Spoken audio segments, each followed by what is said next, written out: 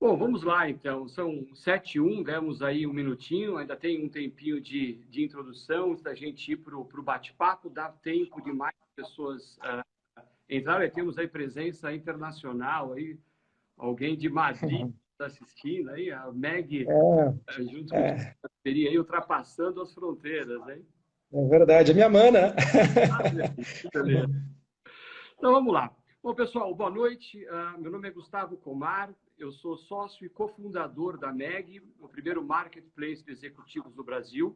O intuito dessa série de lives semanais que começam hoje é apresentar a você, empresário, você, empresária, alguns executivos, algumas executivas que estão cadastrados, que estão dentro da nossa plataforma. Nosso intuito é poder mostrar para vocês como profissionais de alto impacto, com muita experiência, com muita bagagem, eles podem ser positivos para os seus negócios, eles podem ajudá-los em uma transformação, ajudar a reverter uma tendência negativa ou acelerar uma tendência positiva, isso tudo sem grandes impactos ou sem impactos significativos para o seu caixa. Então, como comentei, serão lives semanais e a cada semana nós teremos um entrevistado diferente e um entrevistador diferente, porque os 4 sócios cofundadores, né, sócios e cofundadores da MEG, vão se alternar no papel de entrevistadores. Então, essa semana sou eu, semana que vem, provavelmente, o Paulo, depois o Henrique, depois o Fábio, volta para mim e assim seguimos em diante. E a primeira pessoa com quem eu vou conversar é o meu amigo Thiago Gasperin, que é um experiente executivo e é um especialista em planejamento estratégico. Então, Gaspi, antes de tudo, agora oficialmente, boa noite. Boa noite, Comar. Boa noite a todos que estão assistindo. Muito obrigado por esse convite. É realmente um prazer estar aqui falando desse tema que eu sou apaixonado, que é planejamento estratégico. Mas antes disso, Gaspi, até para as pessoas poderem te conhecer, para quem eventualmente não te conhece, me fala um pouquinho mais de você. Bom, vamos lá. O meu nome é Thiago Gasperin, eu sou formado em administração pela Universidade Federal do Paraná, com MBA em gestão comercial e vendas e especialização acadêmica em liderança em vendas. Eu tenho mais de 20 anos de experiência profissional, atuando na área financeira e na área comercial, em empresas de diversos tamanhos, em empresas multinacionais e também empresas menores, e em diversos segmentos também, como bens de consumo, telecom e o setor financeiro. Durante a minha trajetória profissional, eu sempre tive envolvido com indicadores de performance e eu aprendi a utilizá-los de maneira assertiva. E hoje eu atuo de forma a ajudar empresários, né, no desenvolvimento e acompanhamento desses indicadores. Bacana. Gasper, para que serve o indicador de performance? O indicador de performance ele serve como um termômetro para dizer se a empresa está ou não no caminho certo. Então, o indicador ele vai apontar os pontos de melhoria e vai dizer o que está indo bem. Só que é importante, na hora de saber se o caminho está certo, é importante definir esse caminho. Né? Por isso que a empresa precisa ter um objetivo claro e bem definido. Então, no final das contas, o indicador de performance ele é fruto do planejamento estratégico. Como é que funciona esse processo de criação do planejamento estratégico? Ele começa com a definição do propósito da empresa. A empresa precisa deixar claro por que ela existe, aonde ela quer chegar, como ela quer chegar lá. A gente fala que às vezes aqueles quadros de missão da empresa, visão e valores, eles estão lá para enfeitar, mas não. Eles são uma parte muito importante do planejamento estratégico. Para facilitar o entendimento, vamos imaginar que você vai sair de férias. Então, você está saindo de férias com a tua família, e você define a tua missão, que é passar um tempo de qualidade com a tua família em um lugar bacana. Pode parecer um pouco até genérico você falar isso, mas quando você junta isso com os teus valores, que eu vou chutar aqui, imagina que seja sol, conforto, mar, segurança e diversão. Acertei, não? Tá bom caminho. Tá bom, né? Quando você junta essa tua missão com esses valores, a coisa já começa a seguir um caminho. Aí você define um objetivo. Você fala, eu vou para a praia. Só que a gente não pode esquecer de uma coisa muito importante nos objetivos, que é o quando, né? Então você fala, eu vou para a praia em 3 meses. Aí você vai conversar com a tua família, você vai alinhar com eles os próximos passos, né? E cada um vai ser responsável por alguma coisa. Você vai delegar algumas atividades para eles. Só que você não precisa necessariamente, como CEO dessa viagem, você não precisa necessariamente fazer todos os detalhes, está acompanhando tudo no detalhe. O que você precisa é dar clareza desse objetivo e motivá-los para chegar nesse resultado que você quer. Claro que no mundo corporativo é um pouco mais complexo, né? Claro, né? Mas é importante para o empresário ter objetivos claros e desafiadores para o time, de forma a inspirá-los, né? E a definição da missão ajuda muito nisso. Ela é a base da definição do objetivo. E para que esse objetivo seja assertivo, primeiro precisa fazer um diagnóstico da empresa. Eu utilizo muito a matriz SWOT como base, porque ela ajuda a organizar esse processo. Se você pegar, por exemplo, os pontos fortes, as fortalezas da empresa e cruzar com as oportunidades, você tem uma base excelente para um plano de crescimento. Bacana. Tudo parece bem grandioso, a gente está acostumado com planejamento estratégico, mas planejamento estratégico é uma coisa exclusiva para uma empresa grande? Ah, de jeito nenhum. Que bom até que você perguntou isso, Comar, porque às vezes tem esse nome pomposo, né? Planejamento estratégico. Mas se eu puder resumir ele em uma palavra, eu diria que é organização. Então ele se trata de você pegar e colocar no papel os teus sonhos, teus desafios, tuas oportunidades, os teus processos dentro da empresa, né? Então, a partir do momento que você coloca isso no papel, você já está fazendo o teu planejamento. Isso é coisa de qualquer empresa. Na verdade, as empresas não só podem fazer isso, como devem. O que você acha, ou como você acha que uma empresa que nunca fez um planejamento estratégico, nunca passou por um ciclo de planejamento estratégico, deve começar? Quais são os primeiros passos? Quando você faz uma coisa muito complexa, isso pode assustar. Pode assustar não só o empresário, mas também a equipe, né? A equipe da empresa pode ficar assustada. E você também trabalhar com indicadores desconhecidos, indicadores que você não está acostumado, pode gerar uma certa confusão e até levar à definição de objetivos inadequados para a empresa. Então, o ideal é você traçar um ponto de partida com algo que você já conhece. Um exemplo disso é o faturamento. Não precisa necessariamente definir um objetivo baseado no faturamento, mas o faturamento pode sustentar esse objetivo. E daí, a partir disso, você faz o alinhamento entre áreas. Porque as áreas elas precisam não só saber o seu papel dentro da empresa, mas elas também têm que entender o impacto que as atividades dela vão causar nas outras. Por exemplo, um aumento muito grande de vendas pode gerar um impacto em logística, pode gerar um impacto em crédito, finanças, né? E se não ocorrer o alinhamento, se esses objetivos não forem divulgados e conhecidos por todos, pode gerar um conflito que poderia ser evitado. Eu acho que o papel dos funcionários, o papel dos colaboradores é bastante importante, né? Então, eu imagino que você concorda que faz sentido que os colaboradores tenham seus objetivos individuais alinhados com os objetivos de longo prazo dessa empresa, independente do tamanho, independente do porte. Sim, eu acho que é muito inspirador você ter o teu objetivo com o objetivo da empresa, alinhado com o objetivo da empresa, né? A gente só tem que cuidar com um detalhe. Quando você coloca especificamente o objetivo da empresa, ele pode estar muito distante. Então, o ciclo de avaliação do funcionário, ele é mais curto que esse objetivo de longo prazo da empresa.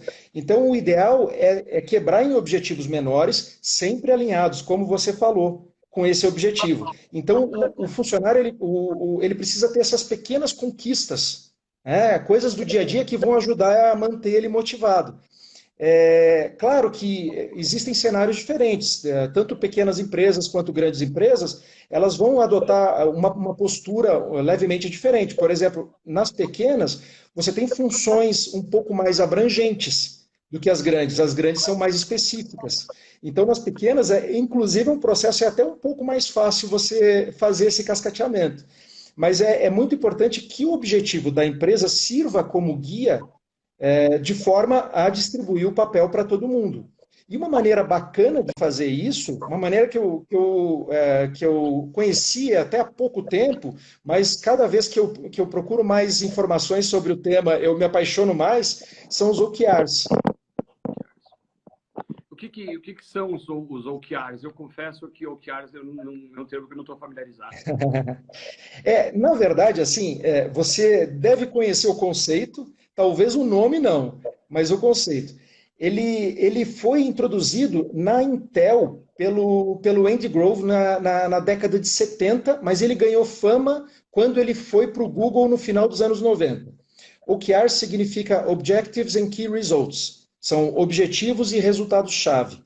Tá? Então, o que ele faz? Ele é um conjunto de objetivos que eles são interrelacionados. E eles podem ser tanto de uma área quanto individuais.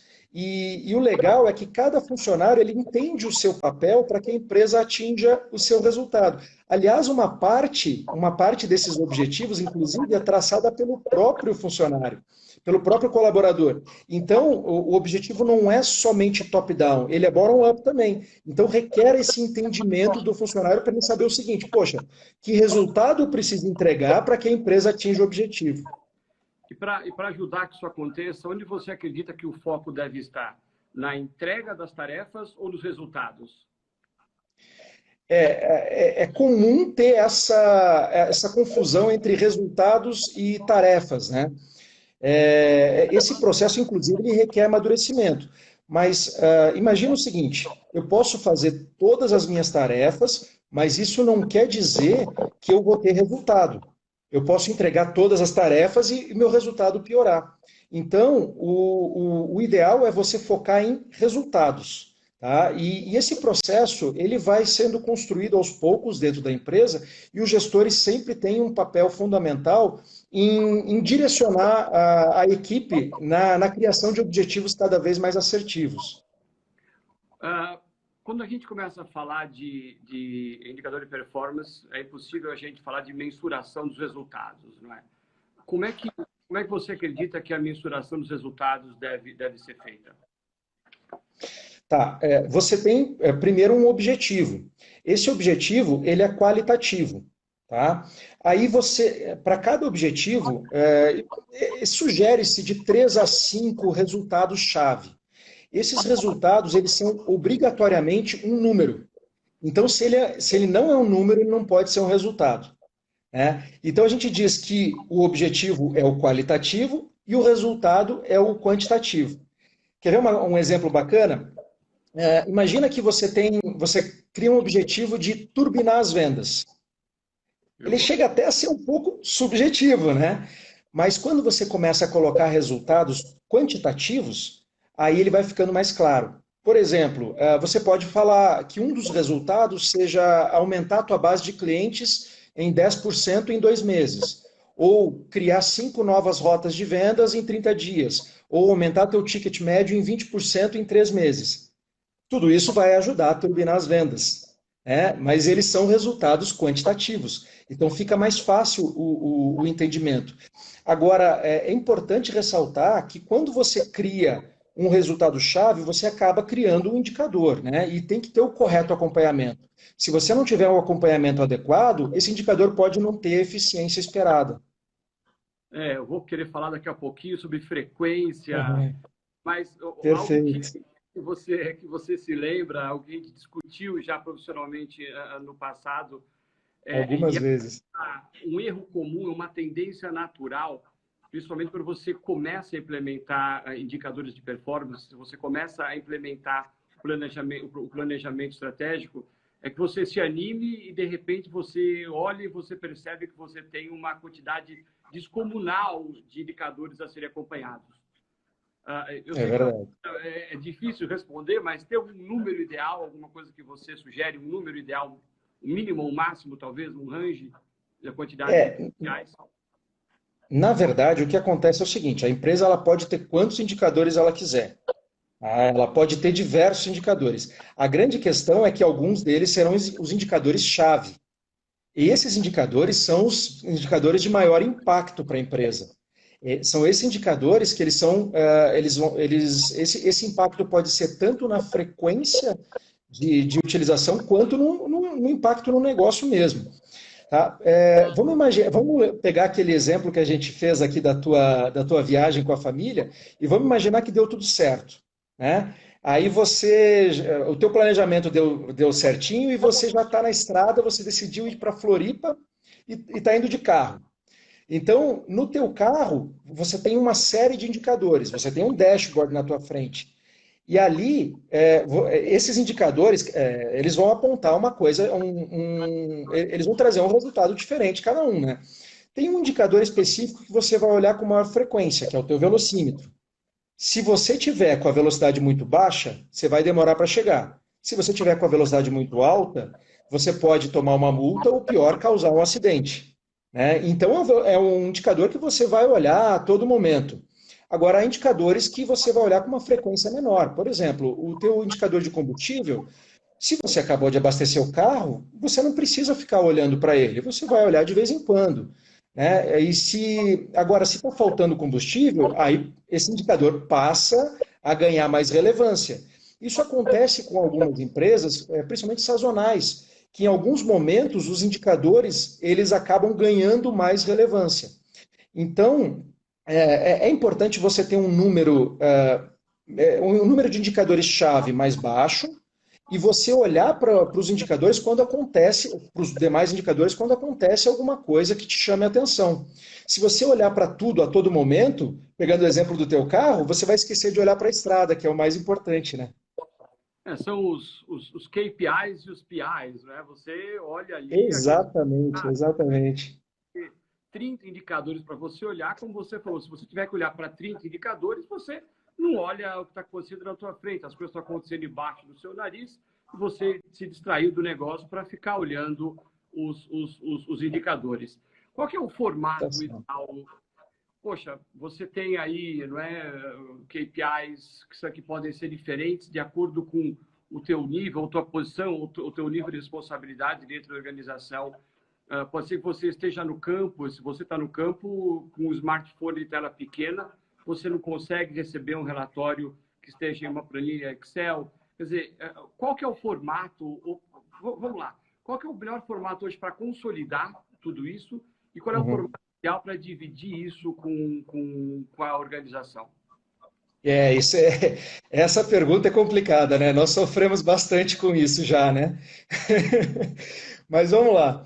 A tecnologia hoje nos permite ter uma série de recursos disponíveis, né? Então, você pode ter desde dashboards interativos, todos eles atualizados de forma automática, com informação em servidores na nuvem, tudo isso acesso mobile com uma beleza extraordinária, né?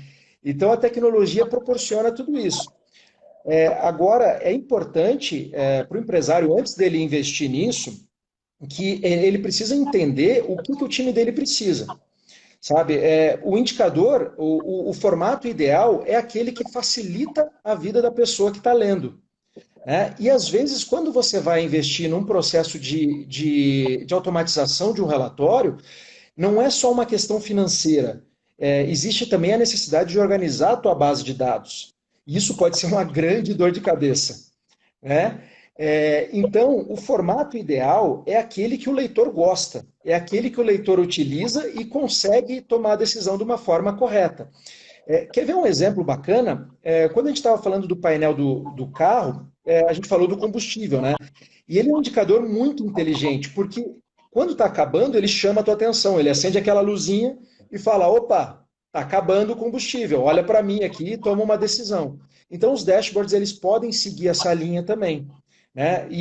Mas é importante que o empresário entenda, claro, né, como eu falei, o que o time dele precisa, mas também é uma solução a solução que ele buscar tem que ser uma solução que caiba no bolso dele, né? E você comentou, né, prestar atenção naquilo que o time precisa.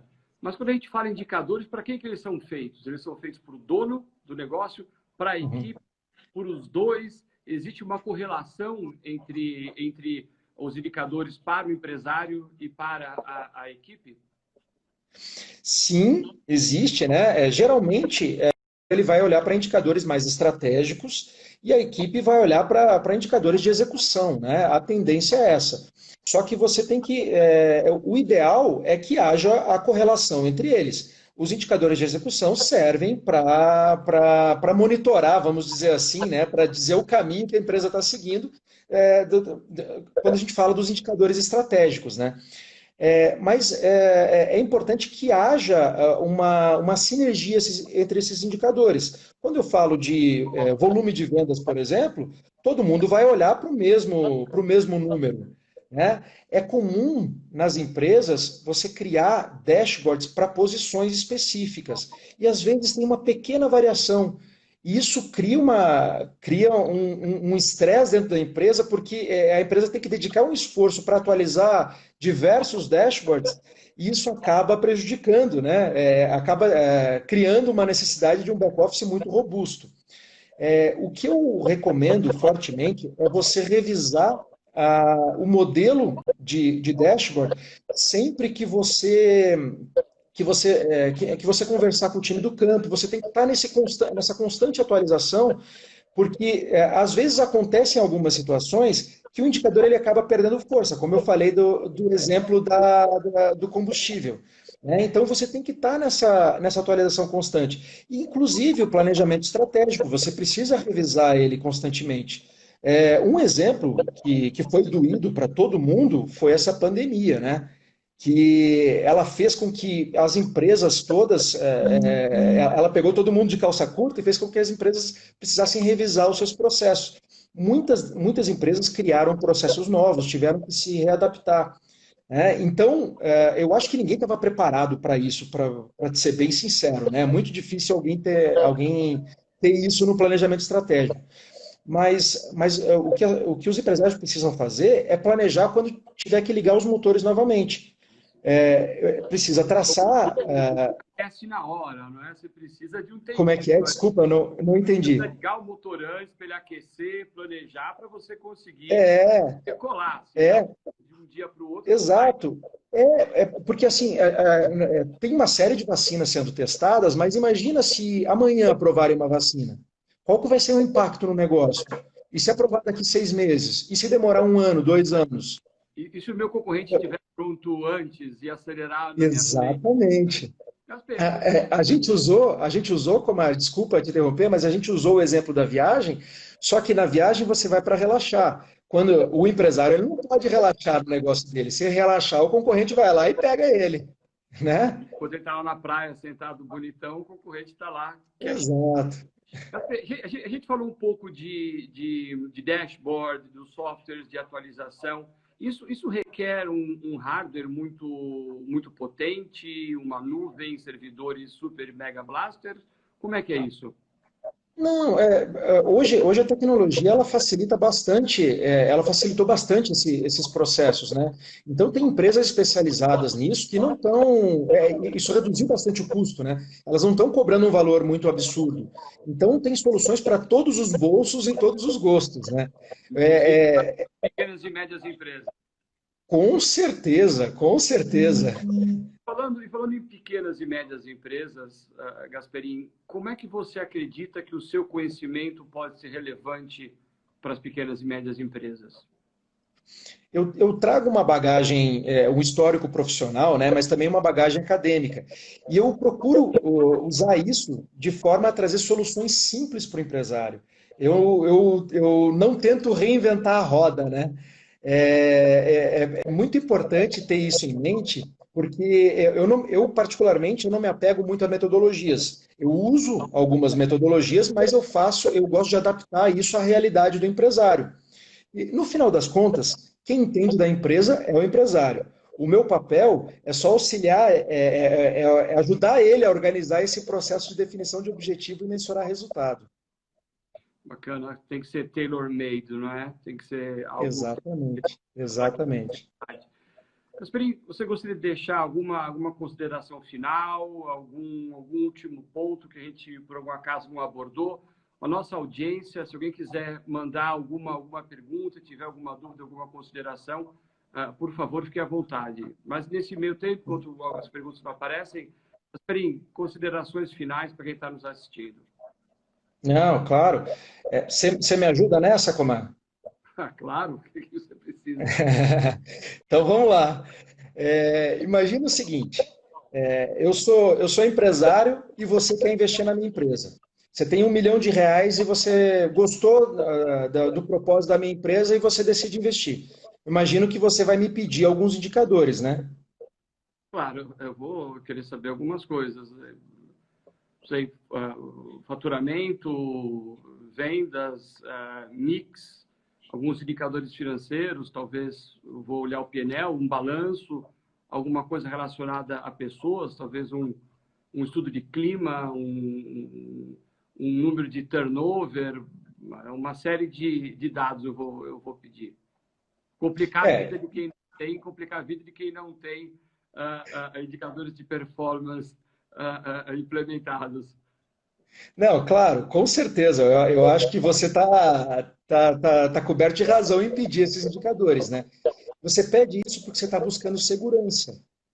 Você está buscando, você tem o teu dinheiro, o teu suado recurso, né? E você está buscando segurança para poder investir de uma maneira correta. E eu adoro essa reflexão porque ela te faz pensar o seguinte: se você busca essa segurança para investir na empresa de alguém, por que que você não busca essa segurança para olhar para a tua própria empresa?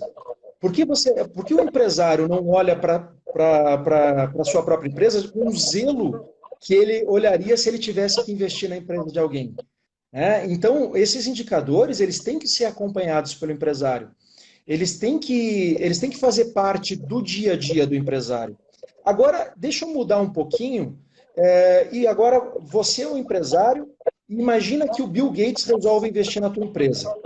Tá? Boa. Eu, Boa. o Bill Gates chega para ti, o Bill Gates chega para ti e fala o seguinte: Comar, eu vou investir na tua empresa, recurso não vai faltar, recurso não é um problema, tá?